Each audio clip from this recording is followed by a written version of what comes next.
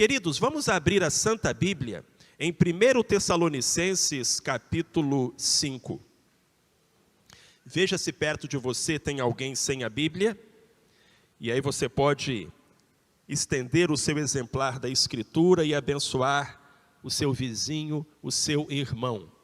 Primeira carta de Paulo aos Tessalonicenses, capítulo 5, nós vamos ler do verso 16 ao verso 22. Mesmo assentado como você está, por favor, acompanhe a leitura da palavra de Deus. 1 Tessalonicenses, capítulo 5, versos 16 a 22. Regozijai-vos sempre, orai sem cessar. Em tudo dai graças, porque esta é a vontade de Deus em Cristo Jesus para convosco. Não extingais o Espírito, não desprezeis as profecias, mas ponde tudo à prova, retende o que é bom, abstende-vos de toda espécie de mal. Amém. Bendita seja a palavra do Senhor, lida aos nossos corações esta manhã. Pequenos conselhos para uma grande vida. Irmãos, a Bíblia Sagrada nos maravilha, de tal maneira que às vezes, num trecho pequeno, saltam tantas e profundas riquezas que seriam necessárias várias horas para serem estudadas e compreendidas. É o caso desta passagem, uma rica passagem, onde o apóstolo Paulo, escrevendo aos crentes de Tessalônica, inspirado por Deus, não dele mesmo, mas inspirado por Deus, pelo Espírito Santo, expõe uma série de preciosos conselhos. Quando a gente lê esta porção da Bíblia, é como se a gente estivesse abrindo uma caixinha de joias.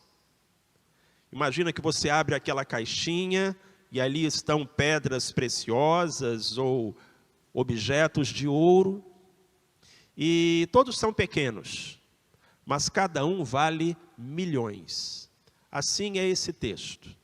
Nós abrimos a página da Bíblia e nos deparamos com estes conselhos, que, meus irmãos e minhas irmãs, são joias preciosas, pequenas frases, mas cada frase de um valor incalculável. E digo mais, se nós colocarmos em prática estes conselhos da Escritura Sagrada, teremos uma vida abençoada, uma vida feliz, uma grande vida. São pequenos conselhos para que nós possamos viver uma grande vida, ou, para usar a expressão de Cristo, uma vida em abundância. Vamos a eles então, são 7 ao todo, 7 versos, 7 conselhos. Primeiro, regozijai-vos sempre. A alegria é uma marca do crente. É também um dos aspectos do fruto do Espírito Santo. A Bíblia diz que o fruto do Espírito é amor, alegria, e aí vem paz, longanimidade, mansidão, domínio próprio, mas a alegria vem logo em seguida ao amor, como uma característica da personalidade do crente, do caráter do cristão. Aquela ideia do crente como um sujeito de senho franzido e olhar sério e sempre zangado, é uma ideia muito distante do quadro pintado pela Escritura Sagrada. O servo de Deus, dentre todas as pessoas do mundo, é aquele que mais tem motivos para se alegrar. O crente é um indivíduo feliz, ainda que tenha momentos de tristeza. O descrente é um indivíduo triste, ainda que tenha alguns momentos de alegria. Por isso o apóstolo Paulo nos diz, regozijai-vos sempre. Quando ele escreveu isso, estava numa prisão, estava numa cadeia, por causa da pregação da palavra do Senhor. Então eu acredito que ele tinha autoridade para nos dar este conselho da parte de Deus. Regozijai-vos sempre. Não é um regozijo, uma alegria que se baseia nas circunstâncias, nos acontecimentos, mas na relação com Jesus Cristo, embora a verdade seja de que todos temos motivos para nos alegrar. Alguns costumam se fixar mais no lado vazio do copo do que no lado cheio, mas a verdade é que se nós formos examinar, descobriremos que temos razões para nos alegrarmos. É como diz a letra do velho hino: conta as bênçãos, conta quantas são, recebidas da divina mão, uma a uma, dize-as de uma vez, hás de ver, surpreso, quanto Deus já fez. Então, a alegria é uma marca da vida cristã e é algo a ser cultivado. Eis aqui um conselho de Deus, para que a nossa vida seja uma vida que vale a pena. Alegre-se, regozije-se e faça da satisfação um hábito, um estilo de vida, uma marca pessoal sua, meu irmão, minha irmã. Segundo conselho, orai sem cessar. A oração é fundamental para a vida cristã, porque é através da oração que nos conectamos com Deus. Nenhum relacionamento se sustenta sem comunicação. A comunicação é o oxigênio dos relacionamentos. Seja o relacionamento entre marido e mulher, pai e filho, amigos, irmãos, nós precisamos nos comunicar para que possamos estar sempre aprofundando a nossa relação. Quando não há comunicação, o relacionamento se deteriora. O nosso relacionamento com Deus não é diferente. Para que tenhamos intimidade com o Senhor, amizade com o Senhor, precisamos conversar com o Senhor. E conversamos com o Senhor no bendito momento da prece, no instante da oração. Então diz Paulo, orai sem cessar. Em outras palavras, estejam sempre orando, estejam sempre em oração. Que a oração seja uma parte constante do dia de vocês, da semana de vocês, a cada hora, a cada minuto. E não apenas porque a oração faz com que tenhamos a nossa comunhão com Deus estabelecida, mas também porque é através da oração que vencemos as nossas batalhas. A vida, meus queridos, nos reserva momentos difíceis. Há horas em que encontramos muralhas à nossa frente, há horas em que gigantes se lançam contra nós, e como vamos vencer? Como prevaleceremos? Só há uma maneira, é pela oração. Então, ore. E depois que tiver orado, ore novamente. A única coisa mais importante do que orar é continuar orando. Então ore e persevere na oração. Orai sem cessar. Estejam sempre orando. É o conselho do próprio Deus, que quer que nós o busquemos e que diz, se vocês pedirem, vocês vão receber. Se vocês buscarem, vocês vão achar. E se vocês baterem a porta, eu vou abrir. Terceiro conselho para as nossas vidas, extraído deste texto precioso. Em tudo dai graças, porque esta é a vontade de Deus em Cristo Jesus para convosco. Eu preciso lembrar a você que o homem que escreve estas palavras é um homem que está na cadeia. Ele está preso por amor ao Evangelho. Mas nós não vemos sair dos seus lábios e nem da sua pena qualquer expressão de murmuração ou descontentamento. É este homem que está numa prisão por pregar o Evangelho de Cristo que nos dá, divinamente inspirado, o conselho: em tudo dai graças. Meu querido irmão, minha querida irmã, você não precisa dar graças por tudo, mas você deve dar graças em tudo. Nem tudo que acontece a gente gosta, e digo mais, nem tudo que acontece é a vontade de Deus. Mas a vontade de Deus é que nós demos graças em meio a tudo o que acontece. Eu digo que nem tudo o que acontece é a vontade de Deus, porque Deus concedeu ao ser humano o livre-arbítrio. Quando o ser humano usa mal o livre-arbítrio, o nome disso é pecado. Ele causa sofrimento para ele e para outros.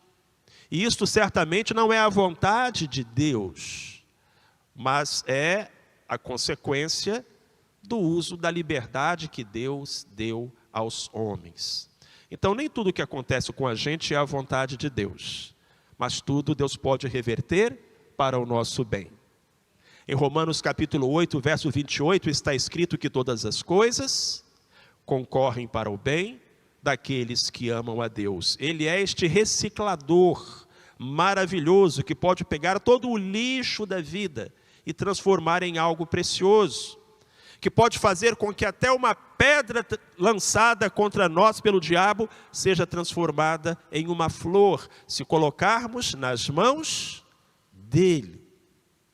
Então, meus irmãos e minhas irmãs, em tudo demos graças, porque tudo Deus pode reverter para o nosso bem. Nós não precisamos dar graças por tudo, mas nós devemos dar graças em tudo. Você se lembra da história de Jó?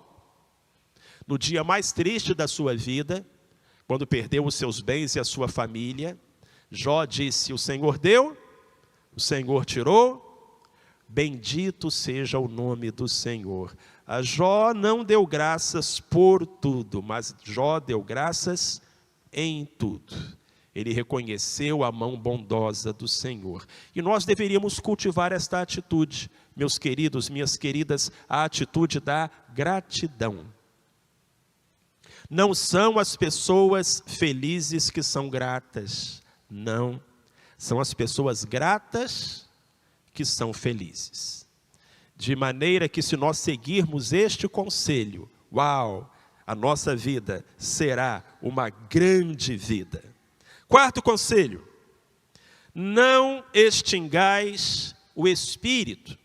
Essa palavra extinguir traz à nossa mente a figura do fogo. Existem até os extintores, porque se há uma chama, mas sobre essa chama é colocada terra ou água, ou até mesmo algum produto químico, a tendência da chama é extinguir. É neste sentido que o apóstolo Paulo aponta agora a direção da nossa mente para a chama do Espírito, o fervor, aquilo que Jesus Cristo vai chamar no livro de Apocalipse de primeiro amor.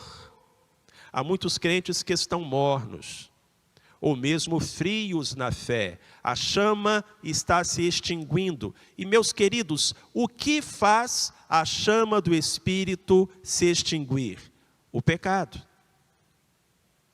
Se nós temos uma fogueira, ou mesmo estamos fazendo um churrasco, e permitimos que a cinza se acumule, a sujeira, a certa altura aquele fogo começará a diminuir, e se nós não retirarmos a cinza, a sujeira, ele poderá até mesmo apagar. Então nós não podemos deixar isto acontecer conosco. E qual é a solução? É tirar a cinza, é remover a sujeira. Filho, filha, é buscar a santidade. Sempre que você é tolerante com o pecado, sempre que você aceita o pecado na sua vida, a chama do Espírito vai se enfraquecendo. Sempre que você guarda no seu coração a mágoa, o rancor, sempre que você abre os seus lábios para a murmuração, você está diminuindo a chama do Espírito.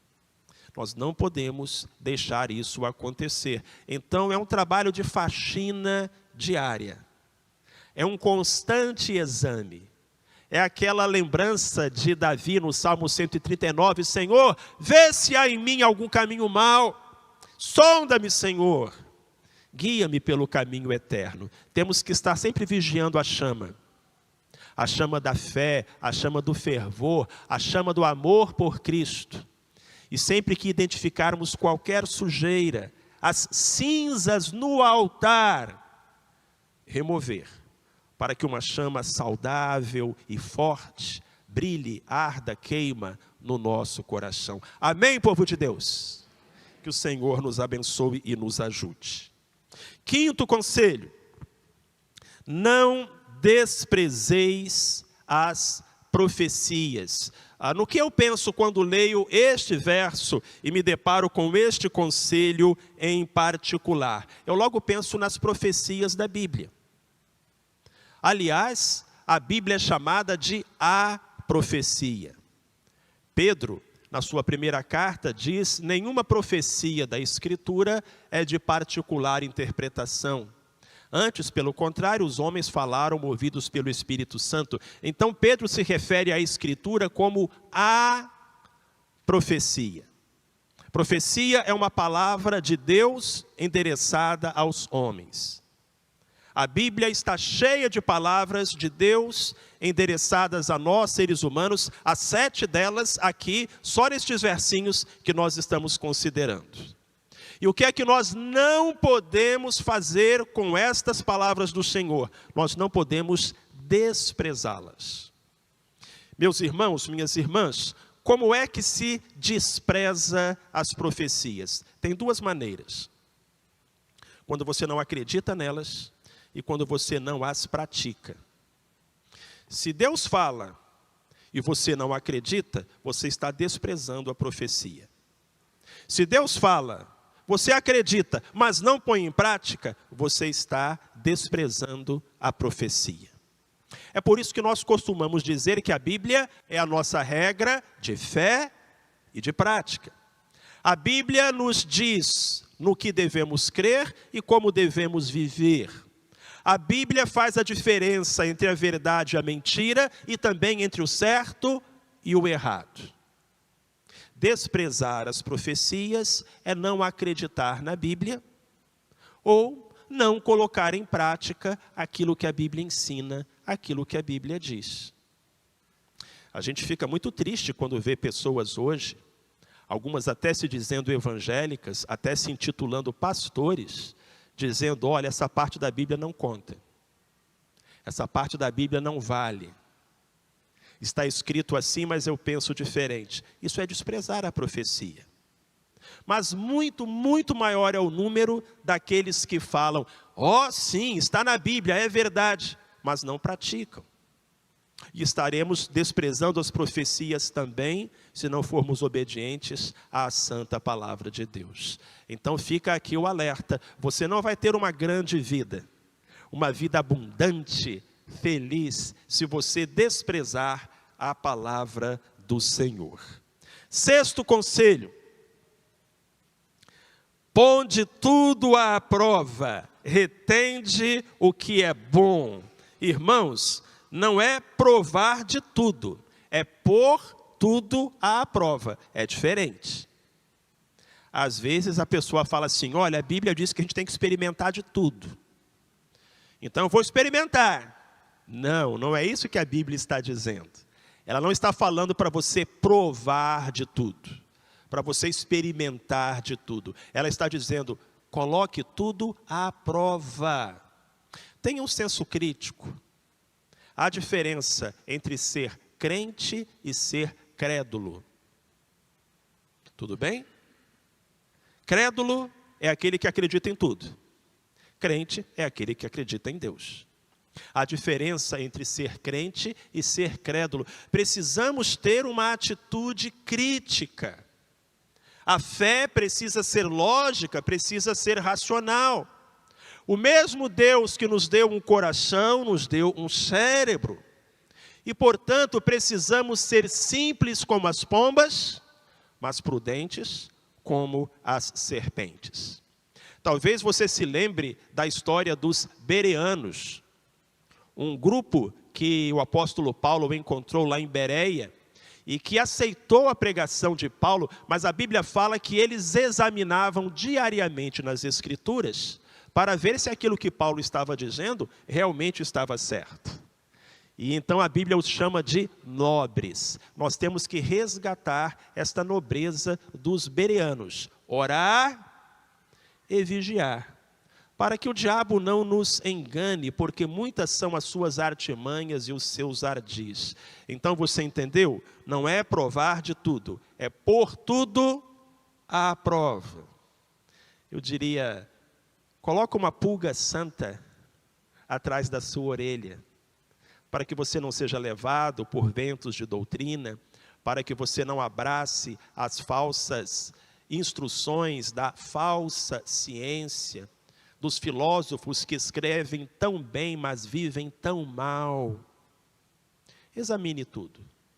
Ponha tudo à prova. Não engula sem questionar aquilo que o professor da faculdade ensina. Nós precisamos ser sábios se quisermos ter uma grande vida. Ponde tudo à prova. Retende o que é bom. Finalmente, 7º conselho. Abstende-vos de toda espécie de mal. Abster-se é nem tocar. Há uma diferença entre ser abstêmio e ser temperante. Temperante é aquela coisinha que aparece na propaganda da cerveja. Beba com moderação. Já viram? Isso é ser temperante. Não, eu bebo um pouquinho. Abster-se é dizer, eu não bebo, eu sou abstêmio. O que a Bíblia manda a gente ser? Abstêmio ou temperante? Abstêmio. Abstende-vos de toda espécie de mal. Quando a Bíblia fala de toda espécie, essa palavra espécie tem a ver com qualidade, mas também com quantidade. Porque, meus irmãos, nenhuma quantidade de mal é boa. Coloquem isso na cabeça dos irmãos. Nenhuma quantidade de mal é boa. Nenhuma quantidade de álcool é boa. Nenhuma quantidade de fumo é boa. Nenhuma quantidade de ódio, de amargura é boa. O Senhor nos orienta através da sua palavra, abstende-vos, não toqueis toda espécie de mal. Muitas vezes nós fazemos como naquela história do camelo.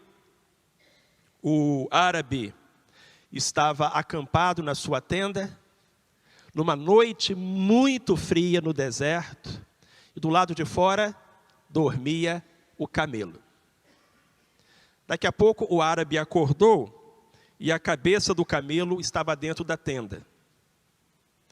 E o árabe pensou, isso não está certo, mas está tão frio, e é só a cabeça.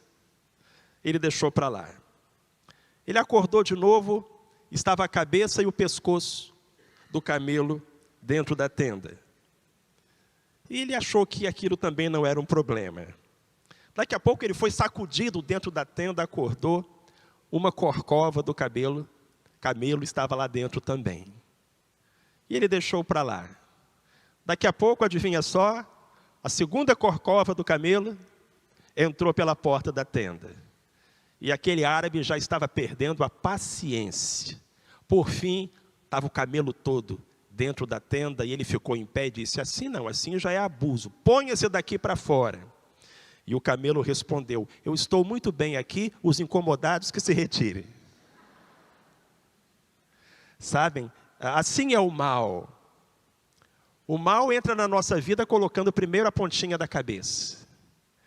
E quando a gente não assume uma postura firme, ele acaba se incorporando a toda a nossa existência. Abstende-vos de toda espécie de mal. Meus queridos, quem aconselha, amigo é. Estes 7 conselhos, pequenos conselhos para uma grande vida, nos são dados por Deus, porque Ele quer o nosso bem. coloquemos esses conselhos em prática e teremos uma vida abençoada, uma vida feliz. Amém?